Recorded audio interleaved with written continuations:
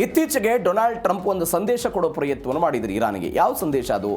ಪರಮಾಣು ವಿಚಾರ ಇದೆಯಲ್ಲ, ಅದನ್ನು ನೆಕ್ಸ್ಟ್ ಚರ್ಚೆ ಮಾಡೋಣ. ನಮ್ಮ ಮೊದಲ ಆದ್ಯತೆ ಇರುವುದು ಹಾರ್ಮುಜ್ ಜಲಸಂಧಿ ಮುಕ್ತ ಆಗಬೇಕು ಅಂತ. ಇದೀಗ ಇಡೀ ಜಗತ್ತು, ಅಮೆರಿಕ, ಇರಾನ್, ಮಧ್ಯಪ್ರಾಚ್ಯದ ಬೇರೆ ಬೇರೆ ದೇಶಗಳು ಎಲ್ಲರ ಕಣ್ಣಿರೋದು ಇದೇ ಹಾರ್ಮುಜ್ ಜಲಸಂಧಿಯಲ್ಲಿ.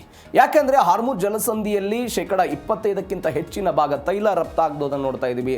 ಮಧ್ಯಪ್ರಾಚ್ಯಗಳ ಎಲ್ಲ ದೇಶಗಳ ಆರ್ಥಿಕತೆಯೂ ಕೂಡ ಅದರ ಮೇಲೆ ಇದ್ದಿದ್ದನ್ನು ನೋಡ್ತಾ ಇದ್ದೀವಿ. ಎಲ್ಲದರ ಹೊರತಾಗಿಯೂ ಕೂಡ ಯಾವಾಗ ಅಮೆರಿಕ ಇರಾನ್ ಮೇಲೆ ದಾಳಿ ಮಾಡ್ತೋ, ಹಾರ್ಮುಜ್ ಅನ್ನೋದು ಒಂದು ಜುಟ್ಟವಾಗಿ ಕನ್ವರ್ಟ್ ಆಯ್ತು ಅವ್ರಿಗೆ. ನೀವೇನಾದ್ರು ದಾಳಿ ಮಾಡ್ತೇವೆ, ನಾವು ಜುಟ್ಟ ಹಿಡಿತೀವಿ ಅಂತ ಆ ಲೆಕ್ಕಕ್ಕೆ ಬಂದು ನಿಂತ್ಬಿಟ್ರು ಇರಾನ್ ಅವರು. ನೀವು ದಾಳಿ ಮಾಡ್ತೀರಾ, ಹಾರ್ಮುಜ್ ಜಲಸಂಧಿಯಲ್ಲಿ ಮೈನ್ಸ್ಗಳನ್ನು ಹಾಕ್ತೀವಿ, ಹಾರ್ಮುಜ್ ಜಲಸಂಧಿಯಲ್ಲಿ ಓಡಾಡುವಂಥ ವಾಣಿಜ್ಯ ಹಡಗುಗಳಿಗೆ ನಾವು ಟೋಲನ್ನು ವಿಧಿಸ್ತೀವಿ, ಸೇವಾ ಶುಲ್ಕವನ್ನು ವಿಧಿಸ್ತೀವಿ ಅಂತ. ಯಾವಾಗ ಟೋಲ್ ವಿಧಿಸ್ತೀವಿ, 44 ಪ್ರಶ್ನೆಗಳನ್ನು ಕೇಳ್ತೀವಿ, ಮೈನ್ಸ್ಗಳನ್ನು ಹಾಕಿದ್ದೀವಿ ಅಂತ ಇರಾನ್ನವರು ಹೇಳೋ ಪ್ರಯತ್ನವನ್ನು ಮಾಡಿದ್ರಲ್ಲ, ಜಾಗತಿಕವಾಗಿ ತೈಲ ಬೆಲೆಗಳು ಏರಿಕೆ ಆಗ್ತಾ ಬಂದಿದ್ದನ್ನು ನೋಡಿದ್ದೀವಿ. ಇದು ಒಂದು ಸಂಗತಿ. ಎರಡನೇ ಸಂಗತಿ ಏನು ಅಂತ ಹೇಳಿದ್ರೆ, ಬ್ರಿಟನ್ ನೇತೃತ್ವದ ಒಂದು 60 ದೇಶಗಳು ಒಂದು ವರ್ಚುವಲ್ ಸಭೆಗಳನ್ನು ಮಾಡ್ಕೊಂಡು ಬರೋ ಪ್ರಯತ್ನವನ್ನು ಮಾಡಿದ್ರು. ಯಾಕೆ? ಯಾವ ಕಾರಣಕ್ಕಾಗಿಯೂ ಕೂಡ ಇರಾನ್ ಹಾರ್ಮುಜ್ ಮೇಲೆ ಹಿಡಿತವನ್ನು ಸಾಧಿಸಬಾರದು. ಅದೊಂದು ನೈಸರ್ಗಿಕವಾದಂತಹ ಜಲಸಂಧಿ, ಅವರ ಕರಾವಳಿ ಭಾಗದಲ್ಲಿ ಇರಬಹುದು, ಹೌದು ಒಪ್ಪಿಕೊಳ್ತೀವಿ, ಆದರೆ ಅದರ ಮೇಲೆ ಹಿಡಿತವನ್ನು ಸಾಧಿಸಬಾರದು ಅಂತ ಎಲ್ಲವೂ ಕೂಡ ಚರ್ಚೆ ಆಯಿತು. ಇದೀಗ ಒಮಾನ್ ಮತ್ತು ಇರಾನ್ ನಡುವೆ ಒಪ್ಪಂದಗಳಾಗುವ ಮುಖಾಂತರ ಅವರು ಹೇಳ್ತಾ ಇದ್ದಾರೆ, ನಾವು ಟೋಲನ್ನು ಹಾರ್ಮುಜ್ ಜಲಸಂಧಿಯಲ್ಲಿ ವಿಧಿಸಲ್ಲ ಅಂತ. ಆ ಮುಖಾಂತರ ಟೋಲ್ನ ವಿಚಾರ ಮತ್ತು ಸೇವಾ ಶುಲ್ಕದ ವಿಚಾರದಲ್ಲಿ ಒಂದು ನೆಮ್ಮದಿಯ ಸುದ್ದಿ ಬರ್ತಾ ಇದೆ ಹಾರ್ಮುಜ್ ಜಲಸಂಧಿಯಲ್ಲಿ. ಹಾಗಾದರೆ ಏನಾಗ್ತಾ ಇದೆ? ಇದು ಒಂದು. ಎರಡನೇದು, ಈ ಎಲ್ಲ ಬೆಳವಣಿಗೆಗಳ ನಡುವೆ ಅಮೆರಿಕಾದ ಬತ್ತಳಿಕೆಯಲ್ಲಿ ಶಸ್ತ್ರಾಸ್ತ್ರಗಳ ಕೊರತೆ ಆಗ್ತಾ ಇದೆ. ಅಂಥದ್ದೊಂದು ಕೊರತೆಯನ್ನು ಅಮೆರಿಕ ಎದುರಿಸ್ತಾ ಇದೆ ಎನ್ನುವಂಥ ವರದಿಗಳು ಬರ್ತಾ ಇದೆ. ಹಾಗಾದರೆ ಏನಾಯಿತು ಉಭಯ ದೇಶಗಳ ನಡುವೆ? ಡೀಟೇಲ್ಸ್ ಆಗಿ ಇವತ್ತಿನ ಎರಡನೇ ಸುದ್ದಿಯಲ್ಲಿ ನೋಡ್ತಾ ಹೋಗೋಣ. ಹಾರ್ಮುಜ್ ಸಂಕಷ್ಟಕ್ಕೆ ಸದ್ಯಕ್ಕೆ ಬ್ರೇಕ್ ಅಂತೆ. ಏನು ಬ್ರೇಕ್ ಇದು? ಅದೇ ಟೋಲ್ ಕಟ್ಟುವಂಥ ವಿಚಾರ. ಶುಲ್ಕವನ್ನು ವಿಧಿಸಲ್ಲ ಅಂತ ಇರಾನ್ ಹೇಳ್ತಾ ಇದೆ. ಯಾವ ಹಡಗು ಹಾರ್ಮುಜ್ ಜಲಸಂಧಿಯ ಮುಖಾಂತರ ಹಾದು ಹೋಗುತ್ತೋ ಆ ಹಡಗಿಗೆ ನಾವು ಶುಲ್ಕವನ್ನು ವಿಧಿಸಲ್ಲ ಅಂತ ಅಮೆರಿಕದ ಉಪಾಧ್ಯಕ್ಷ JD ವ್ಯಾನ್ಸ್ಗೆ ಮಾಹಿತಿಯನ್ನು ಕೊಟ್ಟಿದ್ದಾರೆ. 5% ಶುಲ್ಕವನ್ನು ವಿಧಿಸೋದಕ್ಕೆ ಅವರೆಲ್ಲ ಮುಂದಾಗ್ತಾ ಇದ್ರು. ಪರಿಸರದ ಸಂರಕ್ಷಣೆ, ನ್ಯಾವಿಗೇಷನ್ ನೆರವು, ಜಲಸಂಧಿಯಲ್ಲಿ ಸುರಕ್ಷತೆ, ಬೇರೆ ಬೇರೆ ಕಾರಣಕ್ಕಾಗಿ ನಾವು ಸೇವಾ ಶುಲ್ಕವನ್ನು ವಿಧಿಸ್ತೀವಿ ಅಂತ ಅವರು ಹೇಳೋ ಪ್ರಯತ್ನವನ್ನು ಮಾಡಿದ್ರು.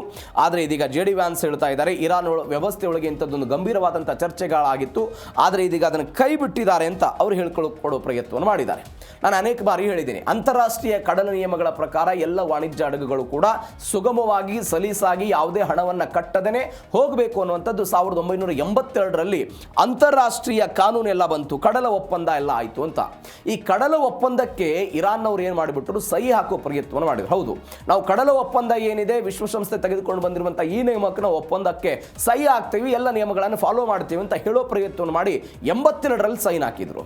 ಆದರೆ ಇದರ ಮುಂದುವರೆದ ಭಾಗವಾಗಿ ಇರಾನ್ನವರು ಒಂದು ಏಟು ಅಂತಿರೋ ಅಥವಾ ಇದರಿಂದ ಹೊರಗಡೆ ಬರೋ ಪ್ರಯತ್ನವನ್ನು ಹೆಂಗೆ ಮಾಡಿದ್ರು ಅಂತ ಹೇಳಿದ್ರೆ, ಈ ತನಕವೂ ಕೂಡ ಇರಾನ್ ಸಂಸತ್ತಿನಲ್ಲಿ ಈ ಕಾನೂನನ್ನು ಅನುಮೋದಿಸುವ ಹಂತಕ್ಕೆ ಅವ್ರು ಹೋಗಲಿಲ್ಲ.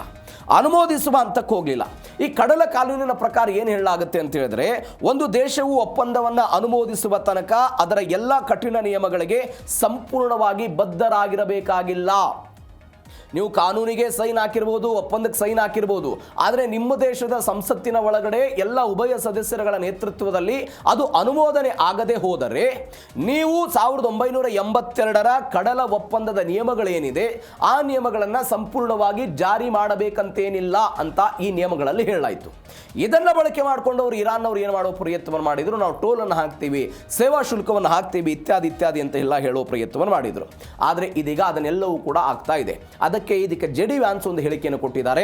ನಾವು ಇರಾನ್ ಮಾತುಗಳನ್ನು ನೇರವಾಗಿ ನಂಬೋದಿಲ್ಲ, ಬದಲಿಗೆ ಅವರ ನಡವಳಿಕೆ ಮತ್ತು ಕ್ರಮಗಳನ್ನು ಸೂಕ್ಷ್ಮವಾಗಿ ಗಮನಿಸಿ ಮುಂದೆ ಏನಾಗುತ್ತೆ ಅನ್ನೋದನ್ನು ನೋಡ್ತೀವಿ ಅಂತ.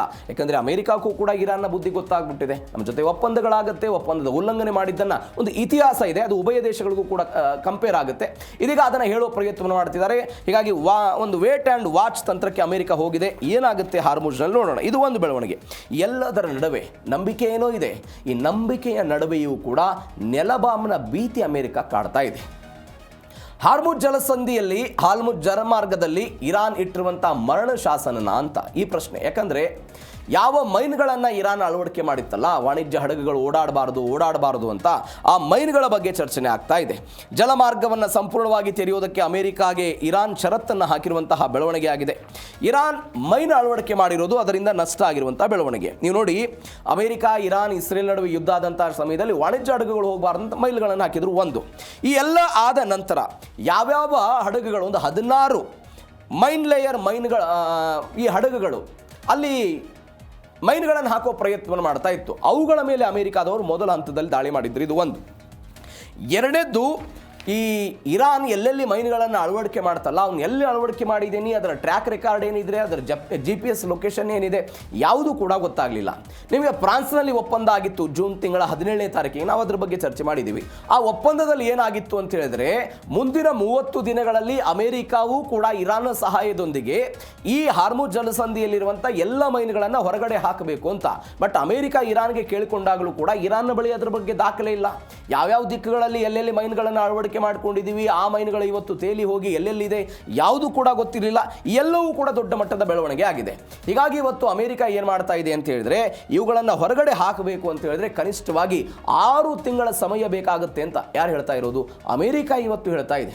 ಮುಂದಿನ 6 ತಿಂಗಳ ಕಾಲ, ಹೆಚ್ಚು ಕಡಿಮೆ 2026 ಒಟ್ಟಾರೆ ಇಸ್ವಿ ಏನಿದೆ, ಅದು ಮೈನ್ಗಳನ್ನು ಹೊರಗಡೆ ಹಾಕಬೇಕಾದಂತಹ ಸಮಯ ಬೇಕಾಗುತ್ತೆ ಅಂತೆಲ್ಲ ಹೇಳ್ತಾ ಇದ್ದಾರೆ. ಇದಕ್ಕೆ ತದ್ವಿರುದ್ಧವಾಗಿ ಇರಾನ್ ಅವರು ಒಂದು 3 ಷರತ್ತುಗಳನ್ನು ಅದಕ್ಕೆ ಹಾಕಿದ್ರು. ಏನೇನು ಹೇಳ್ತಾರೆ ಅವರು? ನೌಕಾ ದಿಗ್ಬಂಧನವನ್ನು ಸಂಪೂರ್ಣವಾಗಿ ಹಿಂಪಡಿಬೇಕು, ವಾಣಿಜ್ಯ ಹಡಗುಗಳಿಗೆ ರಕ್ಷಣೆ ಕೊಡ್ತೀವಿ ಅಂತ ಅನೇಕ ನೌಕಾಪಡೆಗಳು ಬಂದು ನಿಲ್ಲಿಸಿದೆ, ಅವುಗಳನ್ನು ವಾಪಸ್ ತೆಗೆದುಕೊಂಡು ಹೋಗಬೇಕು. ಕದನ ವಿರಾಮ ಉಲ್ಲಂಘನೆ ಮಾಡಿದ್ರಲ್ಲ, ಯಾವ ಕದನ ವಿರಾಮ? ಇರಾನ್ ಮತ್ತು ಅಮೆರಿಕಾದ ನಡುವೆ ಫ್ರಾನ್ಸ್ನಲ್ಲಿ ಆಗಿತ್ತು ಕದನ ವಿರಾಮ, ಅದನ್ನು ಉಲ್ಲಂಘನೆ ಮಾಡಿ ನಮ್ಮ ಮೇಲೆ ದಾಳಿ ಮಾಡುವ ಪ್ರಯತ್ನ ಮಾಡಿದ್ರು. ಆ ಕದನ ವಿರಾಮದ ಉಲ್ಲಂಘನೆಯ ಕಾರಣಕ್ಕಾಗಿ ಪರಿಹಾರವನ್ನು ಕೊಡಬೇಕು ಅಂತ 2ನೇ ಕಂಡೀಷನ್ ನೀಡ್ತಾ ಇದ್ದಾರೆ. ಇರಾನ್ ಮೇಲಿನ ಎಲ್ಲ ನಿರ್ಬಂಧಗಳನ್ನು ಕೂಡ ಅಮೆರಿಕ ತೆಗೆದು ಹಾಕಬೇಕು ಅನ್ನುವಂಥ ಕಂಡೀಷನ್ನ ಇಟ್ಟು ಹಾರ್ಮುಜ್ ಜಲಸಂಧಿಯ ಬೆಳವಣಿಗೆಯ ಬಗ್ಗೆ ಅಮೆರಿಕ ಮತ್ತು ಇರಾನ್ ನಡುವೆ ಇಂಥದ್ದೊಂದು ಬೆಳವಣಿಗೆ ಆಗ್ತಾ ಇದೆ. ಹೀಗಾಗಿ ಡೊನಾಲ್ಡ್ ಟ್ರಂಪ್ ಅವರ ಆಲೋಚನೆ ಇರೋದು ಹಾರ್ಮುಜ್ ಜಲಸಂಧಿಯ ಬಗ್ಗೆ ದೊಡ್ಡ ಮಟ್ಟದಲ್ಲಿ, ಬಿಕಾಸ್ ಅಮೆರಿಕವು ಕೂಡ ಆರ್ಥಿಕವಾಗಿ ನಷ್ಟವನ್ನು ಅನುಭವಿಸ್ತಾ ಇರೋದು, ಅದರ ಏಟು ಕೂಡ ಜಗತ್ತಿಗೆ ಬೀಳ್ತಾ ಇರೋದು ನೋಡ್ತಾ ಇದ್ದೀವಿ. ಹೀಗಾಗಿ ಏನಾಗುತ್ತೆ ನೋಡೋಣ, ಅದೊಂದು ಬೆಳವಣಿಗೆ. ಎಲ್ಲದರ ನಡುವೆ ಜಾಗತಿಕ ಇಂಧನದ ಜೀವನಾಡಿ ಹಾರ್ಮುಜ್ ಅನೇಕ ಬಾರಿ ಚರ್ಚೆ ಮಾಡಿದ್ದೀವಿ. ಅದು ಏಷ್ಯಾದ ರಾಷ್ಟ್ರಗಳಿಂದ ಹಿಡಿದು ಎಲ್ಲ ದೇಶಗಳ ಮಧ್ಯಪ್ರಾಚ್ಯದ ಆರ್ಥಿಕ ನಾಳ ಅಂತ ನಾವು ಕರೆಯೋದಾದರೆ, ಆರ್ಥಿಕ ಬೆನ್ನೆಲುಬು ಅಂತ ಕರೆಯೋದಾದರೆ ಹಾರ್ಮುಜ್ ಜಲಸಂಧಿ. ಈ ಸೌದಿ ಅರೇಬಿಯಾದವರು ಇದೇ ಹಾರ್ಮುಜ್ ಜಲಸಂಧಿಯನ್ನು ಬಂದ್ ಮಾಡಿದ್ರು ಅನ್ನುವ ಕಾರಣಕ್ಕಾಗಿಯೇ ಕೆಂಪು ಸಮುದ್ರದ ಮುಖಾಂತರ ಅಲ್ಲಿ ತೈಲ ರಫ್ತು ಮಾಡೋದಕ್ಕೆಲ್ಲ ಮುಂದಾಗಿದ್ರು. ಅದರ ಮೇಲೆ ಇವತ್ತು ಯಮನ್ನ ಹೌತಿ ಪಡೆಯವರು ಕಾದು ಕೂತಿದ್ದ ನೋಡಿದ್ದೀವಿ. ಹೀಗಾಗಿ ಒಂದು ಬೆಳವಣಿಗೆಗಳು ಸಹಜವಾಗಿ ಆಗ್ತಾ ಇದೆ. ಈ ಮಾರ್ಗ ಬಂದಾದರೆ ಜಗತ್ತಿನಾದ್ಯಂತ ತೈಲದ ಅಭಾವ ಉಂಟಾಗುತ್ತೆ, ತೈಲ ಬೆಲೆಗಳಲ್ಲಿ ಏರಿಕೆ ಆಗುತ್ತೆ, ಕೊಲ್ಲಿ ರಾಷ್ಟ್ರಗಳಿಂದ ನಡೆಯುವಂಥ ಇಂಧನ ರಫ್ತು ಶತಾಯಗತಾಯವಾಗಿ ಸ್ಟಾಪ್ ಆಗಿಬಿಡುತ್ತೆ. ಅನೇಕ ಬಾರಿ ಹೇಳಿದ್ದೀನಿ, ಅವರು ಆಫ್ರಿಕಾ ಖಂಡವನ್ನು ಸುತ್ತಾಕೊಂಡು ಬರಬೇಕಾದಂಥ ಅವಶ್ಯಕತೆ ಬೀಳುತ್ತೆ, ವಿಮೆ ಹಣ ಹೆಚ್ಚಳ ಆಗುತ್ತೆ, ತೈಲ ಮಾರುಕಟ್ಟೆಯಲ್ಲಿ ತೈಲ ದರ ಏರಿಕೆ ಆಗುತ್ತೆ, ಎಲ್ಲ ಸಹಜವಾಗಿ ಆಗ್ತಾ ಹೋಗುತ್ತೆ. ಇಂಧನ ಮಾರುಕಟ್ಟೆಯನ್ನು ತನ್ನ ನಿಯಂತ್ರಣದಲ್ಲಿ ಇಟ್ಕೊಳ್ಬೇಕು ಅನ್ನೋದು ಅಮೆರಿಕದ ಹವಣಿಕೆ ಇದೆ. ನೀವು ವೆನಿಜುವೆಲಾ ಪ್ರಕರಣದಲ್ಲೂ ಕೂಡ ನೀವು ಏಕಾಏಕಿಯಾಗಿ ವೆನಿಜುವೆಲಾದ ಮೇಲೆ ಅಟ್ಯಾಕ್ ಮಾಡಿ ವೆನಿಜುವೆಲಾದ ಅಧ್ಯಕ್ಷನನ್ನು ತೆಗೆದುಕೊಂಡು ಬಂದು ಅಮೆರಿಕದ ಒಂದು ಜೈಲಿನಲ್ಲಿ ಇಟ್ಟು ಎಲ್ಲ ಬೆಳವಣಿಗೆ ಆಗೋದಕ್ಕೆ ಕಾರಣ ಏನು? ವೆನಿಜುವೆಲಾದಲ್ಲಿ ಅತಿ ಹೆಚ್ಚಾದಂಥ ತೈಲ ಸಂಪತ್ತು ಇದೆ ಅನ್ನುವ ಕಾರಣಕ್ಕಾಗಿ ಡೊನಾಲ್ಡ್ ಟ್ರಂಪ್ ಅವರು ಮಾಡಿದರು. ಈಗ ಇಡೀ ಜಗತ್ತಲ್ಲೇ ತೈಲವನ್ನು ಅತಿ ಹೆಚ್ಚು ಉತ್ಪಾದನೆ ಮಾಡೋರು ಯಾರು? ಅಮೆರಿಕಾದವರು ಇವತ್ತು ಉತ್ಪಾದನೆ ಮಾಡ್ತಾ ಇದ್ದಾರೆ. ಹೀಗಾಗಿ ಒಟ್ಟಾರೆ ಯಾವ ಒಪೆಕ್ ಪ್ಲಸ್ ಒಪೆಕ್ ಎನ್ನುವಂಥ ಒಕ್ಕೂಟಗಳಿದೆಯೋ ಅವರು ತೈಲ ಮಾರುಕಟ್ಟೆಯನ್ನು ನಿಯಂತ್ರಣ ಮಾಡೋ ಪ್ರಯತ್ನವನ್ನು ಮಾಡ್ತಾ ಇದ್ರು. ಆ ನಿಯಂತ್ರಣವನ್ನು ತಪ್ಪಿಸಿ ನನ್ನ ಬಳಿಗೆ ಆ ನಿಯಂತ್ರಣ ಇಟ್ಕೊಳ್ಬೇಕು, ಅದರಲ್ಲಿ ಇರಾನ್ನ ಪಾತ್ರವನ್ನು ಕೂಡ ತೆಗೆದು ಹಾಕಬೇಕು ಅನ್ನುವ ಕಾರಣಕ್ಕಾಗಿ ಇವತ್ತು ಅಮೆರಿಕ ಏನು ಮಾಡ್ತಾ ಇದೆ, ಆ ನಿಯಂತ್ರಣವನ್ನು ತೆಗೆದುಕೊಳ್ತಾ ಇದ್ದಾರೆ. ಒಂದು. ಎರಡನೇದು, ನಮ್ಮ ಭಾರತ ಸೇರಿದಂತೆ ಮಧ್ಯಪ್ರಾಚ್ಯದ ಬೇರೆ ದೇಶಗಳು, ಇರಾನ್ ಕೂಡ ಸೇರಿದಂತೆ, ಅದು ಅಫ್ಕೋರ್ಸ್ ರಷ್ಯಾ ಆಗಿರ್ಬೋದು, ಚೀನಾ ಆಗಿರ್ಬೋದು, ಎಲ್ಲರ ಬಯಕೆ ಇದ್ದಿದ್ದು ಒಂದೇ, ಅದು ಡಾಲರ್ ರಹಿತ ವ್ಯಾಪಾರ ವಹಿವಾಟುಗಳಾಗಬೇಕು ಅಂತ.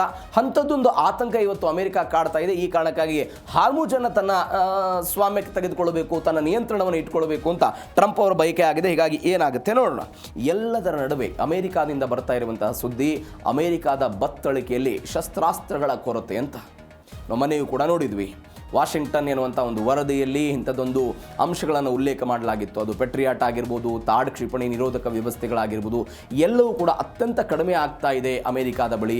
ಹೀಗಾಗಿ ಅದನ್ನು ಉತ್ಪಾದನೆ ಮಾಡೋದೇ ಒಂದು ದೊಡ್ಡ ಮಟ್ಟದ ಸವಾಲಾಗಿ ಇವತ್ತು ಅಮೆರಿಕಕ್ಕೆ ಪರಿಣಮಿಸಿಬಿಟ್ಟಿದೆ ಅಂತೆಲ್ಲವೂ ಕೂಡ ಹೇಳ್ತಾ ಇದ್ವಿ. ಇದೀಗ ಆ ಬೆಳವಣಿಗೆ ಆಗ್ತಾ ಇದೆ. ಶಸ್ತ್ರಾಸ್ತ್ರಗಳ ಕೊರತೆಯ ಆತಂಕ ಅಮೆರಿಕಕ್ಕೆ ಕಾಡ್ತಾ ಇದೆ ಅನ್ನುವಂಥ ಮಾಹಿತಿಗಳು ಬರ್ತಾ ಇದೆ. Centre for strategic and international studies ಎನ್ನುವಂತಹ ಒಂದು ವರದಿಯಲ್ಲಿ ಎಲ್ಲವೂ ಕೂಡ ಉಲ್ಲೇಖ ಆಗಿದೆ. ಅಮೆರಿಕಾದ ಬಳಿ ಇದ್ದಂಥ 2200ರಿಂದ 2330 ಪ್ಯಾಟ್ರಿಯಾಟ್ ಕ್ಷಿಪಣಿಗಳ ಸಂಖ್ಯೆ 820ಕ್ಕಿಂತ ಕಡಿಮೆಯಾಗಿದೆ. ಮೊದಲ ತಿಂಗಳಲ್ಲಿ 1000ಕ್ಕೂ ಹೆಚ್ಚು ಪ್ಯಾಟ್ರಿಯಾಟ್ ಮತ್ತು ತಾಡ್ ಕ್ಷಿಪಣಿಗಳನ್ನು ಇವರು ಬಳಕೆ ಮಾಡಿದಾರಂತೆ. ಅಮೆರಿಕ ತನ್ನ ಅತ್ಯಾಧುನಿಕ ಪ್ಯಾಟ್ರಿಯಾಟ್ ಕ್ಷಿಪಣಿಗಳ ಒಟ್ಟು ದಾಸ್ತಾನಿನ ಸುಮಾರು 65ರಷ್ಟು ಭಾಗವನ್ನು ಕೇವಲ ಕೆಲವೇ ತಿಂಗಳಲ್ಲಿ ಖಾಲಿ ಮಾಡಿದ್ದಾರೆ ಅಂತ ವರದಿಯಲ್ಲಿ ಹೇಳಲಾಗಿದೆ. ಯುದ್ಧಕ್ಕೆ ಮುನ್ನ ಅವರ ಬಳಿ 452 ತಾಡ್ ಕ್ಷಿಪಣಿಗಳಿತ್ತಂತೆ. ಇವತ್ತಿನ ಪರಿಸ್ಥಿತಿಯಲ್ಲಿ 278ಕ್ಕಿದೆ, ಅಂದರೆ 38% ಖಾಲಿಯಾಗಿದೆ ಅಂತ ಹೇಳೋ ಪ್ರಯತ್ನವನ್ನು ಮಾಡ್ತಾ ಇದ್ದಾರೆ. ಇವೆಲ್ಲದರ ನಡುವೆ ಸ್ಟೀವ್ ಫೆನ್ಬರ್ಗ್ ಅಂದರೆ ರಕ್ಷಣಾ ಕಾರ್ಯದರ್ಶಿ ಇವರು. ಈ ರಕ್ಷಣಾ ಕಾರ್ಯದರ್ಶಿ ಒಂದು ಸೂಚನೆಯನ್ನು ಕೊಟ್ಟಿದ್ದಾರೆ.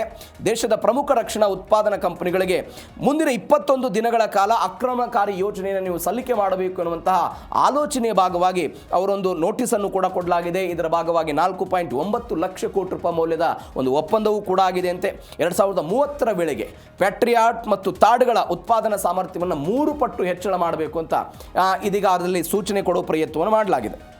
ನೋಡಿ, ಜಾಗತಿಕ ಒಂದು ನಿಯಮ ಇದೆ, 1:2 ನಿಯಮ ಅಂತ ಕರೀತಾರೆ. ಏನದು 1:2 ನಿಯಮ ಅಂತ ಹೇಳಿದ್ರೆ, ಇರಾನ್ ಮತ್ತು ಅಮೆರಿಕಕ್ಕೆ ಇದನ್ನು ಕಂಪೇರ್ ಮಾಡಿಬಿಡೋಣ. ಹೆಂಗೆ, ಇರಾನ್ನಿಂದ ಯಾವುದಾದ್ರೂ ಒಂದು ಡ್ರೋನ್ ಬಂತ ಹೇಳಿದ್ರೆ ಆ ಡ್ರೋನನ್ನು ಹೊಡೆದುರುಳಿಸೋದಕ್ಕೆ ಅಮೆರಿಕ ಖರ್ಚು ಮಾಡ್ತಾ ಇದ್ದದ್ದು 2 ಕ್ಷಿಪಣಿ ನಿರೋಧಕ ಮತ್ತು ಡ್ರೋನ್ ನಿರೋಧಕ ಶಕ್ತಿಗಳನ್ನು ಅವರು ಖರ್ಚು ಮಾಡ್ತಾ ಇದ್ದು. ಇದರರ್ಥ ಆ ಕಡೆಯಿಂದ 100 ಡ್ರೋನ್ಗಳು ಬಂದರೆ ಈ ಕಡೆಯಿಂದ ಖರ್ಚಾಗ್ತಾ ಇದ್ದದ್ದು 200. ಆ ಪರಿಪ್ರಮಾಣದಲ್ಲಿ ಜಾಗತಿಕವಾಗಿ ಇಂಥದ್ದೊಂದು ಖರ್ಚಾಗಿದ್ದರ ಕಾರಣಕ್ಕಾಗಿ ಇವೆಲ್ಲವೂ ಕೂಡ ಆಗಿದೆ ಅಂತ ಡೀಟೇಲ್ಸ್ ಬರ್ತಾ ಇದೆ. ಇದು ಒಂದು ಬೆಳವಣಿಗೆ. ಎಲ್ಲದರ ನಡುವೆ ಈ DNA 2ನೇ ಸುದ್ದಿಯ ಕೊನೆಯ ಬೆಳವಣಿಗೆ ಅಂತ ಹೇಳಿದರೆ, ಕ್ಷಿಪಣಿಗಳ ಸಂಖ್ಯೆಯಲ್ಲಿ ಭಾರಿ ಇಳಿಕೆ ಆಗಿದ್ದನ್ನು ನೋಡ್ತಾ ಇದ್ದೀವಿ. 2200ರಿಂದ 827 ಕುಸಿತ ಆಗಿದೆ. ನಾನು ಆವಾಗಲೇ ಹೇಳಿದೆ. 452ರಿಂದ ತಾಡ್ಗಳ ಸಂಖ್ಯೆ 278ಕ್ಕೆ ಕುಸಿತ ಆಗ್ತಾ ಇದ್ದದನ್ನು ನೋಡ್ತಾ ಇದ್ದೀವಿ. ಅದೆಲ್ಲೆಲ್ಲಿ ಹೆಂಗೆ ಬಳಕೆ ಮಾಡಿದ್ರು ಅಂತ ನಾನು ಹೇಳಿದೆ. ರಕ್ಷಣಾ ಸಚಿವ ಹೆಕ್ಸೆತ್ ವಿರುದ್ಧ ಟ್ರಂಪ್ ಅಸಮಾಧಾನದ ವರದಿ, ಮೊನ್ನೆಯೂ ಕೂಡ ಅದ್ರ ಬಗ್ಗೆ ಪ್ರಶ್ನೆ ಮಾಡಿದ್ರು. ಯಾವುದೇ ಕೊರತೆ ಇಲ್ಲ ಅಂತ ಹೇಳಿದ್ರೆ ಇವತ್ತು ಹೆಂಗೆ ಕೊರತೆ ಆಯಿತು, ನನ್ನ ಮುಂದೆ ಸುಳ್ಳು ವರದಿಯನ್ನು ನೀವೆಲ್ಲ ಮಂಡಿಸಿದ್ರ ಅಂತ. ನನ್ನ ಮೇಲೆ ನಂಬಿಕೆ ಇದೆ ಎನ್ನುವಂಥ ವರದಿಗಳನ್ನು ಡೊನಾಲ್ಡ್ ಟ್ರಂಪ್ ಎಲ್ಲ ತಳ್ಳಿ ಹಾಕಿದ್ದಾರೆ. ಯುದ್ಧದ ಭರಾಟೆಯಲ್ಲಿ ಶಸ್ತ್ರಾಸ್ತ್ರಗಳಿಗಾಗಿ ಪರದಾಡ್ತಾ ಇದೆಯೇ ದೊಡ್ಡಣ್ಣ ಅಮೆರಿಕ ಎನ್ನುವಂತಹ ಪ್ರಶ್ನೆಗಳು ಸದ್ಯಕ್ಕೆ ಬರ್ತಾ ಇರುವಂತಹ ಯಕ್ಷ ಪ್ರಶ್ನೆ ಇದು. ನೀವು ನೋಡಿ, ಅಮೆರಿಕ ಕೊಲ್ಲಿಯನ್ ಯುದ್ಧದಲ್ಲಿ 1980-90ರ ಆ ದಶಕದಲ್ಲೂ ಕೂಡ ಬಾಂಬ್ಗಳ ಕೊರತೆಯನ್ನು ಎದುರಿಸಿತ್ತು. ವಿಯೆಟ್ನಾಂ ವಿರುದ್ಧವೂ ಕೂಡ ಸರಿಸುಮಾರು ಅನೇಕ ವರ್ಷಗಳ ಕಾಲ ಯುದ್ಧವನ್ನು ಮಾಡಿದಾಗಲೂ ಕೂಡ ಆ ಯುದ್ಧದ ಮಧ್ಯಭಾಗದಲ್ಲಿ ಶಸ್ತ್ರಾಸ್ತ್ರಗಳ ಕೊರತೆಯನ್ನು ಎದುರಿಸುವಂತಹ ಪರಿಸ್ಥಿತಿ ಬಂದಿತ್ತು. ಹೆಂಗೆ ಹೋಗ್ಬಿಟ್ಟಿತ್ತು ಅಂದರೆ, ನೀವು ಪರಿಸ್ಥಿತಿ ಇಮ್ಯಾಜಿನ್ ಮಾಡ್ಕೊಳ್ಳಿ. ಯಾವುದೋ ಒಬ್ಬ ವ್ಯಕ್ತಿ ವಿಯೆಟ್ನಾಂ ಸೈನಿಕರ ವಿರುದ್ಧ ಫ್ರಂಟ್ ಲೈನಲ್ಲಿ ನಿಂತು ಹೋರಾಟ ಮಾಡ್ತಾ ಇದ್ದಾನೆ ಅಂತ ಹೇಳಿದರೆ ಅಮೆರಿಕ ರಕ್ಷಣಾ ಇಲಾಖೆಯಿಂದ ಒಂದು ಸೂಚನೆ ಹೋಗಿತ್ತು, ಎಣೆಸಿ ಸೀಮಿತವಾಗಿ ಬಾಂಬ್ಗಳ ದಾಳಿ ಮಾಡಬೇಕು ಅನ್ನುವಂಥ ಸೂಚನೆ ಅಮೆರಿಕದ ರಕ್ಷಣಾ ಇಲಾಖೆಯಿಂದ ಹೋಗಿತ್ತು. ಆ ಪರಿಪ್ರಮಾಣದಲ್ಲಿ ಕೊರತೆಯನ್ನು ಎದುರಿಸ್ತಾ ಇದ್ರು. ಇದೀಗ ಅದು ಕೂಡ ಇರಾನ್ ವಿರುದ್ಧದ ಯುದ್ಧದಲ್ಲಿ ಕಂಡು ಬರ್ತಾ ಇದೆ. ಹೀಗಾಗಿ ಅಮೆರಿಕ ಇದನ್ನು ಹೆಂಗೆ ತೆಗೆದುಕೊಳ್ಳುತ್ತೆ, ಹಾರ್ಮುಜ್ನಲ್ಲಿ ಏನಾಗುತ್ತೆ ಕಾದು ನೋಡ.